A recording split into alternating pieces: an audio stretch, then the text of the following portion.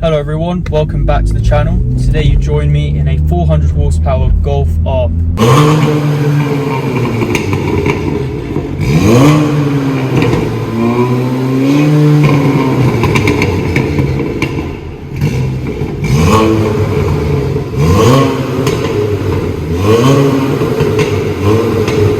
And as you can probably hear, it's quite loud.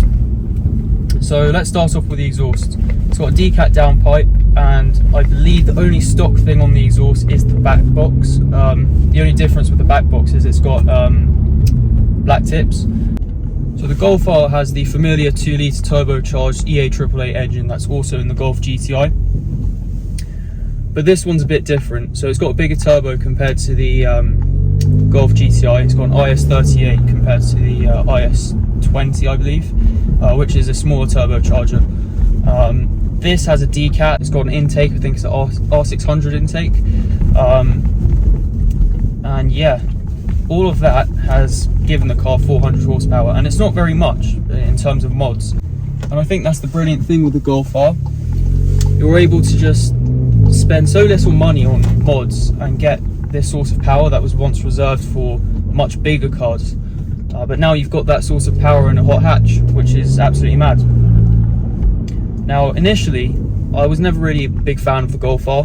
I just thought it was another boring Golf and nothing really interesting. I was more interested in the JDM stuff. But I can really start to understand the appeal of this car once you start to drive it. Right guys, so you might have noticed a change in quality. That's because I've gone from my iPhone to this GoPro. Basically, my phone kept falling down, so yeah, sorry about the bad quality and the dodgy audio as well. But yeah, as I was saying, so the Golf R, I really understand the appeal of it because it's the most accessible form of power I've seen in a car. So with a car like this, you flick it into race mode and straight away it's just in the power band and it's ready to go. And you can go straight away. And yeah, I've never felt that sort of monstrous power from a get-go. Sorry, that's the disc lock. Yeah, that sort of monstrous power from the get-go. It's crazy, to be honest. And yeah, I think it sounds quite good for a 2-litre as well. 4-cylinder engine, sounds great. When you flick it into race mode, it does have pops and bangs. Now, usually I'm not that big of a fan of pops and bangs, but on this occasion, you know, I think I can make an exception for the Golf R because it sounds great.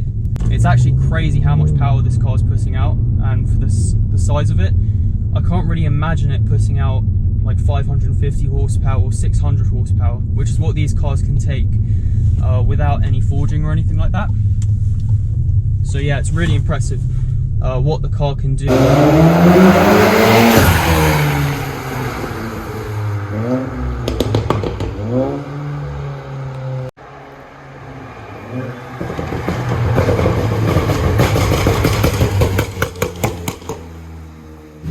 Okay, so on the interior of the car, you've got this Alcantara wheel, which the previous owner fit. And if you look at the dials, they're not the digital ones, but I think they still look good, especially at night. You've also got this display, which looks quite cool. I think the main feature that looks like the best in the car are these LED lights on the sides of the doors, and also at the bottom there. I think they should be up here as well. I think VW kind of missed that, kind of cutting costs or whatever. But yeah, it would really benefit if it had some lights there.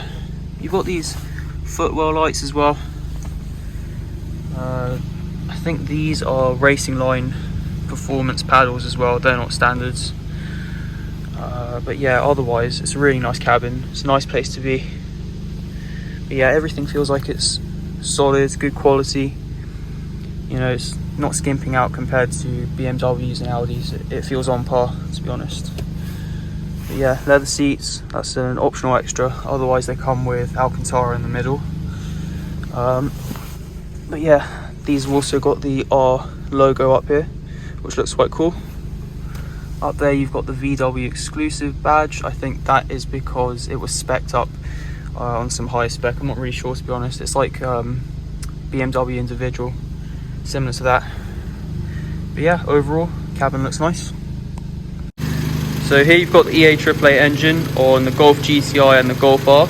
This is a stage 2 car, so what that means is it's got the Racing Line stage 2 map, it's got this intake, the turbo elbow and a decat, and that takes you to around 400 horsepower, which is quite impressive on a relatively small car like this.